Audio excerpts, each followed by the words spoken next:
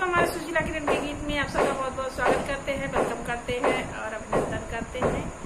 आज आप लोगों को एक बहुत जबरदस्त गजरी सुनाने जा रहे हैं। आप लोग पूरा जरूर सुनिएगा। सावन महीना चल रहा है, इसमें धानी रंग हरी साड़ी चूड़ी यही तो बाहर बा इस समय। हाँ, मेरे पहले सब था नहीं धानी तो ना पहले, लेकिन हम बताओ थे और सब भाई आज चलते वाले दूसरे बाहर ये चलती है। हर सब इनके पत्नी तो लोग मांगत है अपने पिया से वही के ऊपर बाटे हम बाटे धानी रंग साड़ी लिए।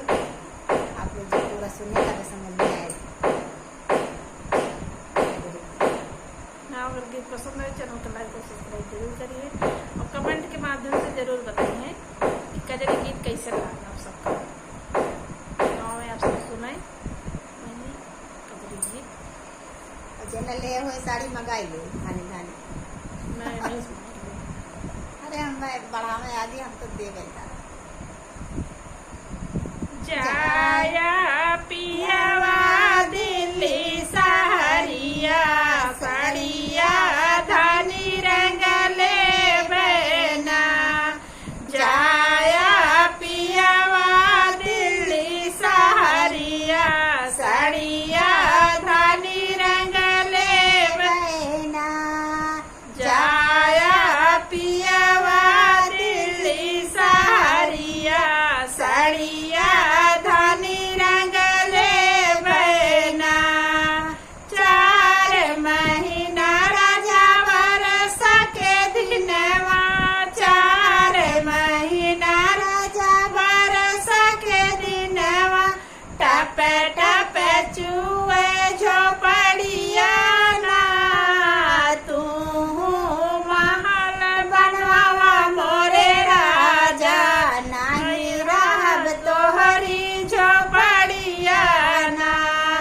तू महल बनवावा मोरे राजा नहीं रहब तोहरी झोपड़िया ना। तू महल बनवावा मोरे राजा नहीं रहब तोहरी झोपड़िया ना। जाया पियावा दिल्ली सहरिया साड़िया धानी रंग ले बना। जाया पियावा दिल्ली सहरिया साड़िया धानी रंग ले बना।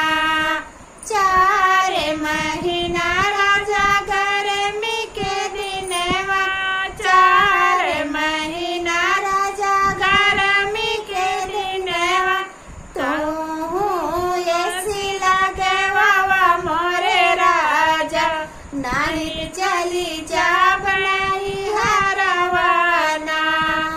तू ऐसी लगवावा मोरे राजा नहीं चली जा नहीं हरवाना। तू ऐसी लगवावा मोरे राजा नहीं चली जा नहीं हरवाना।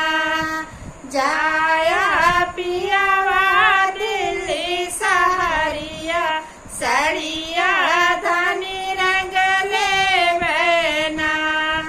जाया पियावा दिल्ली सहरिया साड़िया धानी रंग ले बना।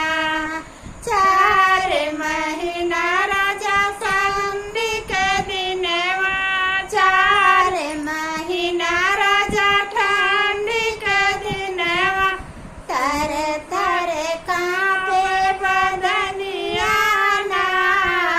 तू रजाई मंगवावा मोरे राजा नाही त जाई है जनवाना।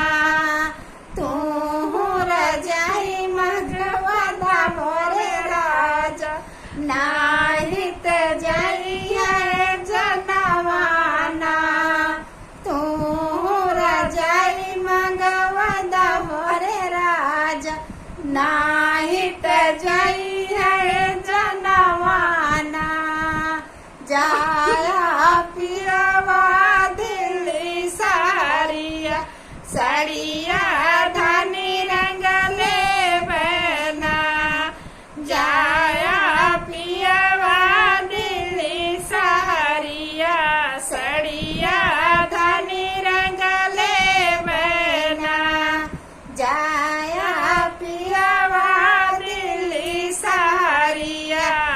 साड़िया हरी हरी ले बरना जाया पियावा दिल्ली सहरिया साड़िया हरी हरी ले बरना।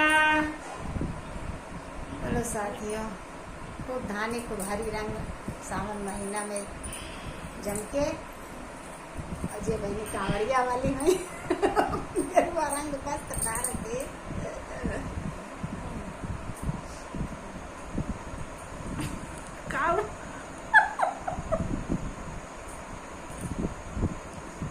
क्या बहुत हंसी आज लागत है काली निकोने।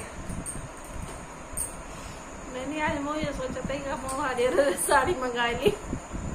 मैं मगाऊ करबे कैसा का सूचना दिया तो तक मैंने मगाऊ बढ़िया फोटो आज बढ़िया कैसे बैठा दिया हमार एकदम इससे आउट बा फोटो चली गई बोलत। चलो हेलो साथियों, फिर मिलेंगे अगले गाने के साथ, तब तक के लिए धन्यवाद।